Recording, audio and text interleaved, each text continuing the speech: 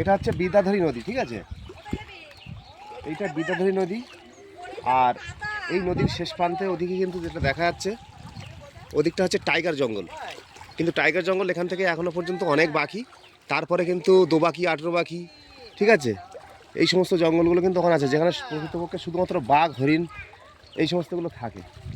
আর এই পাটটা যে জঙ্গলটা দেখা যাচ্ছে, এই জঙ্গলটা নতুনভাবে কিন্তু তৈরি হয়েছে, যেটা আমাদের এখানকার বালির দ্বীপ, মানে একটা নতুন মাঝখানে বালির দ্বীপ হঠাৎ করে তৈরি হয়ে গেছে। আর তার ওপাশটা কিন্তু আছে আমলামেতি, গোসাবা, ঠিক আছে? আর এই নদীটা কিন্তু এখান থেকে কোনো শেষ নেই, একদম পুরো মানে দক্ষিণ বরাবর চলে গেছে, সে মহাসাগরে মিশে গেছে কিন্তু। আর আমরা এখন বর্তমান দাঁড়িয়ে আছি, এই হচ্ছে এটা বিদ্যাধরী নদীর, মানে এটা একটা পাড়, কুল বলা যায়, কারণ এই দ্বীপটা কিন্তু সব থেকে ছোটো দ্বীপ, খুব একটা বড় দ্বীপ নয়।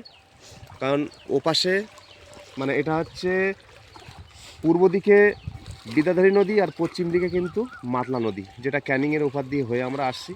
তার মাঝখানে যে দ্বীপটা হয়েছে শুরু করে, সেই দ্বীপটা কিন্তু আমরা আছি।